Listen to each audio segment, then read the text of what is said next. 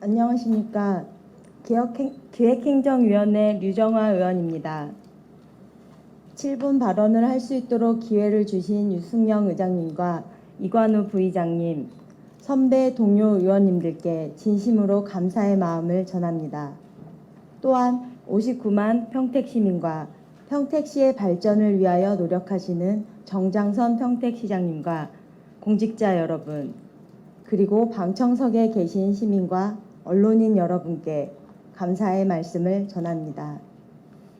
본 위원은 총 당뇨병 환자 중 한국에서는 2.3%를 차지하고 있는 희소난치 질환인 일용 당뇨병을 명확히 알리고자 이 자리에 섰습니다.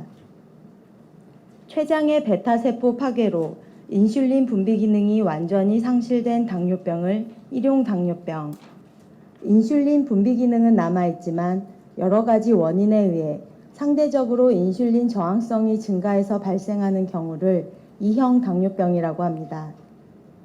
1형 당뇨는 완치가 되지 않고 평생 혈당 관리를 해야 하는 질환으로 2형 당뇨와는 다른 관리 체계가 필요합니다. 1형 당뇨병은 운동을 심하게 해서도 안 되고 한 달에 최소 120회의 주사를 맞아야 하며 조절 실패 추가 투여를 하는 경우까지 상정한다면 그보다 더 자주 바늘을 찔러 넣어야 합니다. 1형 당뇨병 환자들은 인슐린을 제때 투여하지 않으면 혈중에 당과 산 케톤이 축적되어 심한 갈증, 구토, 정신 혼미 증상과 의식 소실로 인한 심각한 장애를 가져올 수 있으며 사망까지 이르게 될 수 있는 완치가 불가능한 질병입니다.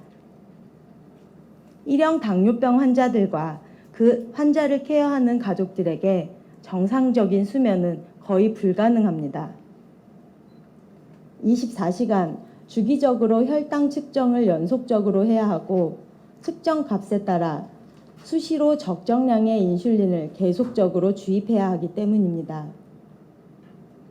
영유아 보육법 제33조에는 어린이집 원장이 간호사로 하여금 영유아가 의사의 처방 지시에 따라 투약행위를 할 때 이를 보조하게 할 수 있다는 조항이 있고, 투약행위는 단순 감기약을 투약하는 것부터 인슐린 주사와 같은 주사행위도 포함되어 있지만 현실상 인력 배치도 쉽지 않을 뿐더러 현장에서는 적정량의 인슐린을 계산해서 투여하는 것이 쉽지 않고 주사를 어려워하는 것이 사실입니다. 초등학교 생활을 하는 환아들의 교육 환경은 단순한 학습의 문제가 아니라 생존권이 달린 문제가 되고 있습니다. 혈당 관리를 위한 인슐린 주사의 투여나 위급 상황 시 음식물 섭취, 그리고 신체에 착용하는 보조기구는 놀림거리나 집단 따돌림의 대상이 되기도 합니다. 2형 당뇨병처럼 유전의 영향을 받지도 않고 식습관이나 운동 부족으로 생긴 질병이 아닙니다. 소아부터 70대 이상까지 전 연령대에서 발병하고 있습니다. 1형 당뇨인들은 직장 생활을 함에 있어 업무 능력과는 관계없이 질병 보유자라는 사회적 편견에 맞서 싸우고 평생 높은 의료비를 부담하며 매일을 살아가고 있습니다. 1형 당뇨병 환자들은 일반적으로 알고 있는 당뇨병과는 분명히 다른 환경에서 살아가고 있습니다. 이렇게 매우 희귀한 동시에 매우 치명적인 질병임에도 당뇨병이라는 명칭을 공유하고 있기 때문에 많은 것들이 2형 당뇨병에 치우쳐져 있거나 가려져 있습니다. 당뇨가 만성질환이라는 이유로 가볍게 생각하는 것은 대단히 위험한 일입니다. 유형에 따라 정확히 구분되어야 합니다. 소수의 질병일수록 공공은 더 세밀히 들여다보아야 합니다. 사각지대를 만들어서는 안 됩니다.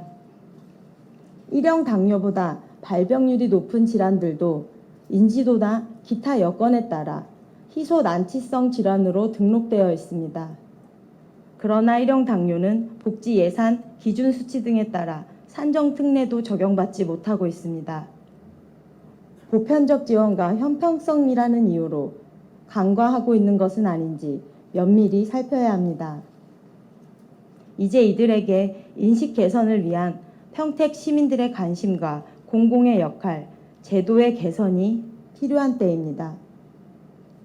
존경하는 유승영 의장님과 이관우 부의장님, 그리고 선배 동료 의원님들, 우리 9대 평택시의회는 공감하는 의정과 신뢰받는 의회를 약속하고 시민을 위해 오늘도 이 자리에서 함께하고 있습니다.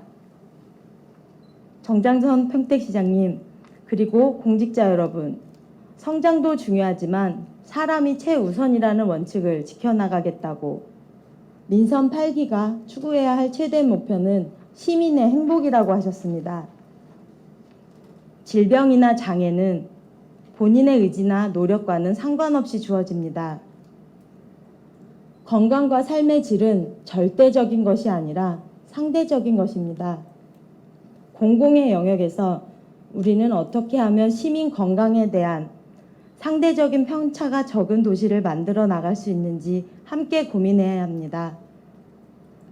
59만 평택 시민 여러분의 관심이 건강한 도시를 평택을 만들 수 있습니다. 선도적인 건강도시 평택을 그려봅니다. 우리 중 누군가 질병이라는 원치 않는 선물을 받더라도 기꺼이 손잡아주고 함께 고민하고 이겨낼 수 있는 평택이 되기를 기원하며 7분 발언을 마치겠습니다. 끝까지 경청해 주셔서 감사합니다.